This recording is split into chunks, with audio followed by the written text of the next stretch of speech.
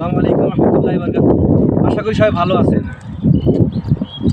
আমার কিছু কথা, আল্লাহর নবী সাল্লাল্লাহু আলাইহি সাল্লাম যখন মক্কায় কলেমার দাওয়াত দিলেন, সে কি কোনো মক্কায় কোনো অন্যায় কাজ করছিলেন? সে কোনো চুরি করছিলেন, কোনো ডাকাতি করছিলেন, কে হক নষ্ট করছিলেন? তারপরও কেন তাকে মক্কা থেকে মদিনা যাওয়া লাগলো? কেন? কেনটা হলো, তার একটাই কথা ছিলেন, এই জমিন আল্লাহর, হুকুম চলবে আল্লাহর। এই কথা কাফেররা মানতে রাজি ছিলেন না। তারা চাচ্ছিলেন না যে আল্লাহর জমিনে আল্লাহ কোরআনের বিধান প্রতিষ্ঠিত হোক। আর আল্লাহ নবী চাইতেছিলেন কি, আল্লাহর জমিনে আল্লাহ কোরআনের বিধান কি প্রতিষ্ঠিত হোক।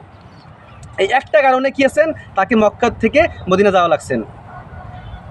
সুমাইয়া রাদিয়াল্লাহু তাআলা আনহা, তাকে জীবন দেওয়া লাগলো কেন? বিলাল রাদিয়াল্লাহু তাআলা আনহুকে এত অত্যাচার করা হলো কেন? কিসের জন্য? শুধু তাদের সাথে কোনো জমি ব্যবসা বাণিজ্য কোনো দ্বন্দ্ব ছিল না, দ্বন্দ্ব ছিল না। তো সমস্যা ছিল কি? সমস্যা হলো তারা চাইতেন যে আল্লাহর কোরআন দিয়ে সারা পৃথিবীতে আল্লাহর হুকুম বিধান প্রতিষ্ঠিত হোক, তারা এটা চাইতেন। এই জন্য তাদেরকে অত্যাচার করা হয়েছে, তাদেরকে দেশ থুইয়া হিজরত হওয়া লাগছে।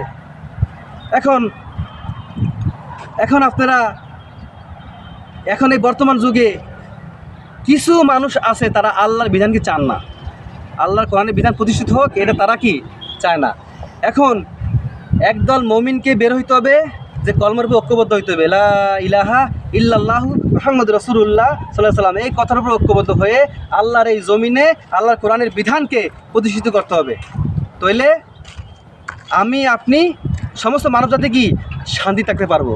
এই ডাক দিয়েছেন হিজবুত তৌহিদের ইমাম হুসাইন মোহাম্মদ সেলিম।